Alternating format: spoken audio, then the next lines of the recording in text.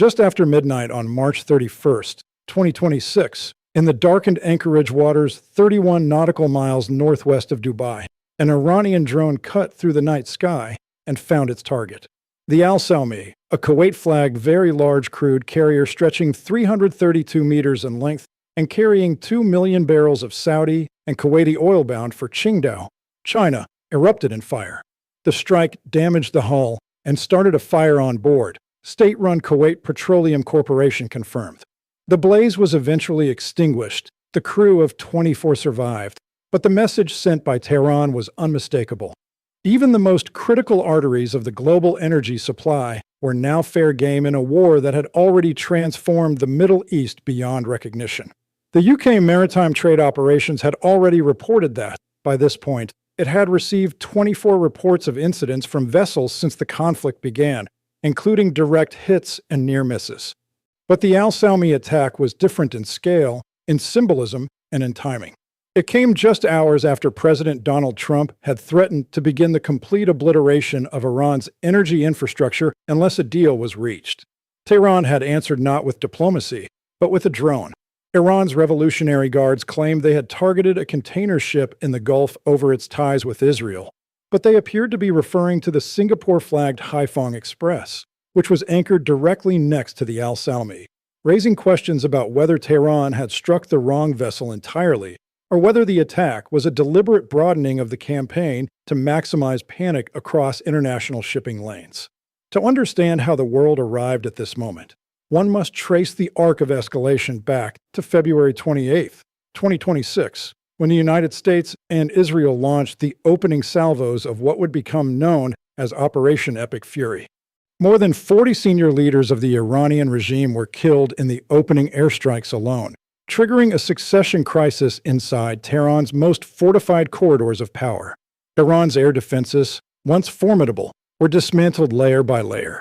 The Strait of Hormuz, the narrow passage through which roughly 20% of the world's oil supply flows, was effectively closed, sending shockwaves through global energy markets.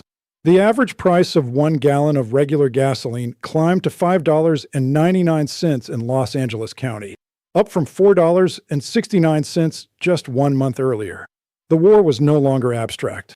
It was being felt at every petrol station from California to Seoul. The air campaign's first phase had relied on America's most technologically advanced strike platforms. Air Force B, 2 bombers conducted airstrikes with 2,000-pound guided bombs on Iranian ballistic missile sites on the operation's opening night, flying 37-hour round-trip missions from bases inside the United States, each sortie sustained by aerial refueling over multiple continents. These stealth aircraft, invisible to radar and costing over $2 billion each, punched deep into hardened Iranian infrastructure. They were followed by B-1 Lancer supersonic bombers, which specialized in low-altitude attacks against dispersed missile systems. But as the weeks progressed and Iran's air defenses crumbled, a new chapter in the air campaign began, one that would carry the weight of American strategic history on its wings. Joint Chiefs Chairman General Dan Kane made the announcement during a press conference alongside War Secretary Pete Hegseth. The U.S. had successfully started to conduct the first overland B-52 missions. The significance of that statement cannot be overstated. The B-52 Stratofortress, a platform that first flew in 1952 and has been the backbone of American air power projection for more than 7 decades, was now flying combat missions directly over Iranian territory. CENTCOM Commander Admiral Brad Cooper confirmed that B-52s were striking Iranian command and control posts and hunting mobile ballistic missile launchers with nearly total impunity. The ability to send an unstealth aircraft of that size directly over a nation's airspace was not a tactical detail. It was a strategic declaration. Iran's integrated air defense network, once one of the most layered in the region, had been rendered so comprehensively degraded that the oldest heavy bomber in the American arsenal could fly over the country's cities without serious risk of being shot down. Within the first 72 hours of Operation Epic Fury, U.S. forces struck more than 1,700 targets across Iran. That figure represents a rate of destruction so intense that military analysts struggled to find historical parallels outside of the Second World War. By March 3rd, 2026, the total had risen to 1,700 strikes, including 300 new sites as B-1 Lancers and B-52 Stratofortresses joined previous missions flown by B-2 Spirits. President Trump and Defense Secretary Hegseth confirmed the attacks could last for at least several weeks, with no defined end date. Additional aircraft, weapons, and troops were being sent to the theater continuously. Trump had deployed more than 50,000 troops to the Middle East as part of the operation, and thousands of soldiers from the U.S. Army's elite 82nd Airborne Division had begun arriving in the region, expanding his options to potentially include a ground assault. The word potentially was doing a great deal of work, but its presence in official statements was not accidental. The B-52's operational contribution to Epic Fury went far beyond its symbolic weight. The Air Force lists the B-52's payload at approximately 70,000 pounds, its unrefueled range at 8,800 miles, its speed at around Mach 0.84, and its operational ceiling at 50,000 feet. More critically, the weapon system it was deploying in Iran, the AGM-158 Joint Air-to-Surface Standoff Missile, or JSSM, gave commanders the ability to strike hardened Iranian targets from well beyond the reach of any surviving surface-to-air missile battery. On the carriage side, Air Force modernization had given the B-52 the option of carrying up to 12 JSSM-ERS on external pylons and 8 more internally, for a potential 20 missile load per sortie. A single aircraft could, in one pass, generate a saturation-level strike against separated target sets across hundreds of kilometers. This was not the B-52 of the Vietnam War, a blunt instrument dropping iron bombs from altitude. This was a precision standoff strike carrier with global reach, operating as a campaign-level instrument rather than a tactical asset. Night operations conducted by B-52 bombers provided additional operational advantages. Darkness complicated adversary surveillance and air defense targeting, while modern targeting sensors, satellite navigation systems, and network command and control architecture allowed the bomber to conduct highly accurate strikes regardless of weather or time of day. The aircraft that many had written off as a Cold War relic had been transformed by decades of modernization into something genuinely terrifying, not for its speed or stealth, but for its endurance, its reach, and its ability to carry more destructive payload farther than any other platform in the American inventory. Back in the waters off Dubai, the Al Salmi attack set off a chain reaction of regional alarm. Saudi Arabia said its air defenses intercepted and destroyed 10 drones and 8 ballistic missiles during a new wave of attacks, including 7 ballistic missiles targeting the Riyadh region and 1 aimed at the eastern province. Qatar, Kuwait, and Bahrain all reported drone and missile attacks overnight. The UAE's Ministry of Defense reported that it intercepted 11 ballistic missiles and 27 drones launched from Iran on March 30th alone, and fallen debris caused damage to structures in Dubai, including areas around the Palm Jumeirah and the Burj Al Arab Hotel. What was once the gleaming skyline of global commerce had become a battlefield, its luxury towers framed by the smoke of intercepts and the thunder of military jets overhead. The Al Salmi attack carried profound strategic implications that extended far beyond its immediate damage. The vessel was loaded more than 1 month ago, suggesting it had been stuck in the Gulf, along with hundreds of other vessels, owing to Iran's closure of the Strait of Hormuz.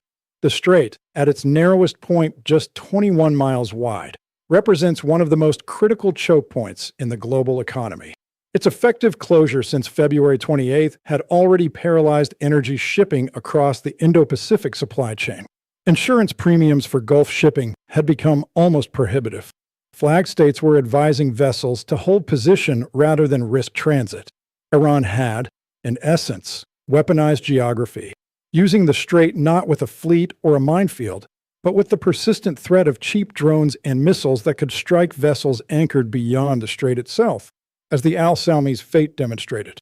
War Secretary Pete Hegseth, when asked about reopening the Strait of Hormuz, reiterated that the core goals of Operation Epic Fury were to eliminate Iran's nuclear capabilities, cripple its ballistic missile manufacturing, and destroy the nation's navy.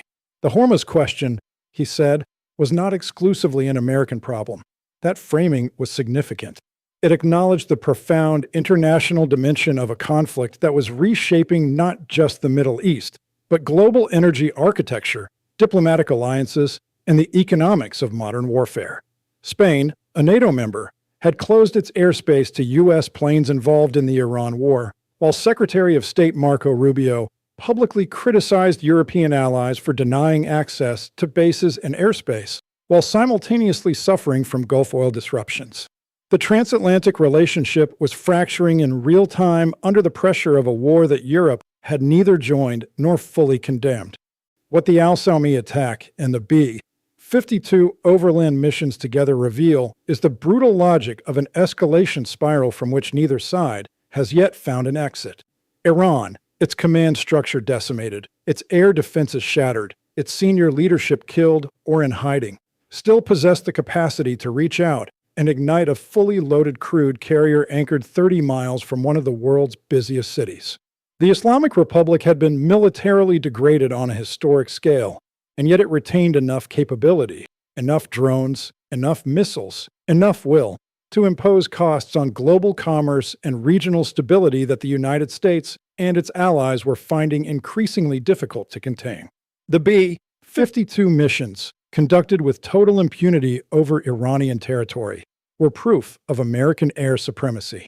The burning hull of the Al-Salmi, anchored in the shadow of Dubai's skyline, was proof that air supremacy alone does not end a war. Trump wrote on Truth Social that the United States was in serious discussions with what he described as a new and more reasonable Iranian regime to end military operations. Negotiations were apparently proceeding in parallel with an air campaign of extraordinary violence. Iran had signaled a willingness to allow some oil tankers through the strait as a confidence-building measure, even as its drones continued to set those tankers alight. The contradiction was not confusion, it was strategy. Tehran was negotiating from a position of maximum pain, demonstrating that even a broken Iran could fracture the global economy and threaten the Gulf monarchies that America had pledged to protect. Every drone that slipped through the UAE's defenses, every barrel of burning crude, was a reminder that the price of not making a deal was one that the entire world was already paying at the pump. The B-52 Stratofortress, born in the early years of the Cold War and refined across 7 decades of conflict, had returned to the kind of campaign it was built for: the sustained, systematic dismantling of an adversary's capacity to wage war. Its unmatched 9,000-mile range and massive payload had made it the primary tool for sustained bombardment in the 2026 conflict.